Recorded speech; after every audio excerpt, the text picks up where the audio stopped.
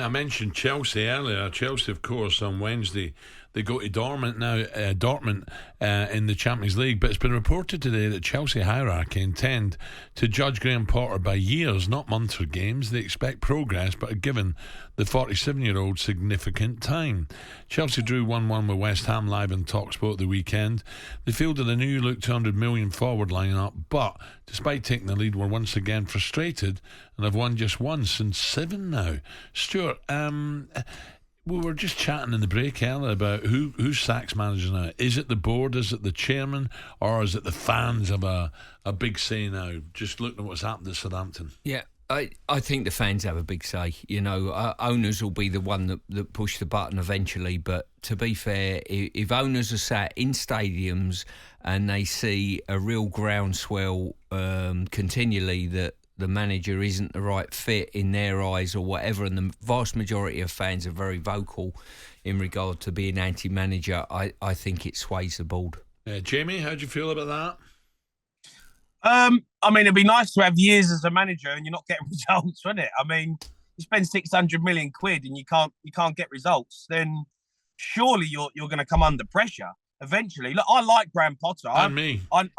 I thought going in there, I think he was going to do a really good job, you know, and it was going to be a step up for him, of course. But look, Chelsea have signed a lot of players. It's going to take time for them to gel.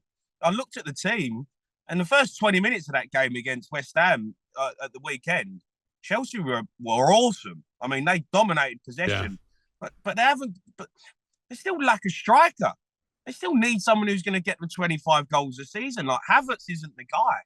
And that's, I look at it and go, they brought in, you know, Mudryk, they brought in João Felix, I think looks excellent. I know they've got Nkunku coming at the end of the season. Enzo Fernandez looked different class. But you need a top striker who's going to put the ball in the net. It's all right playing all this nice football in front of teams. And West Ham, in the end, were comfortable with Chelsea just moving the ball around in front of them. Yeah. You need a Ronaldo, or you need someone who's going to bang in goals for you. They ain't got that. Now, we're talking about tonight's Merseyside derby. Liverpool are yet to win, but this is remarkable. To win a Premier League game this year. It's incredible. Defeats to Brighton, Brentford, Wolves, and a draw to Chelsea. Who do you fancy tonight, Jamie? Can Sean Dyche perform another miracle? Oh. They beat the Arsenal. Can they go to Anfield and beat Liverpool? I fancy Everton, you know, Al. I fancy Everton. I just think Sean Dyche, you know, it's another huge game for him. It's almost a free hit again because people are not expecting him to get a result. And, you know, I think he might produce a bit of magic. Whether they win it, look, they might draw the game. You know, I can see a draw or something like that. But I can't see Liverpool winning. Just the way that they're performing at the minute and how far they're off it with the players and the tempo and the speed of play has just completely gone out of the side. Yeah. And I think they've just lost confidence. I don't know what Stuart thinks. I just don't think they're the same team. Yeah, I've seen them too fragile at the back, I've got to say, and almost to win matches. You know what it's like. If you're going to be at the top end of the league, you're going to have to keep clean sheets consistently.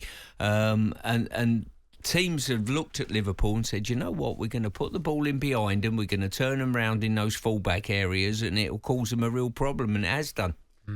Could happen there tonight. Anyway, Jamie, before you go, Gabby, I was talking to Gabby. When was it? On Friday. He's employing a PA to deal with all his fan mail now, he reckons, that because of the Saturday night show. You're laughing at? Honestly, Al, every time I walk out of that office on a Saturday, I've got a bad back carried in, honestly, man. How you work with him every week? It's embarrassing. The nonsense he comes out with every week. It's hard work. Oh, Gabby, are you listening? Jamie, thanks for this morning. Thank you. Take care. Shut up, mate. See you next week. talkSPORT Breakfast, waking you up Monday to Friday morning from 6 a.m. on AM, on DAB, via the talkSPORT app and on your smart speaker. talkSPORT.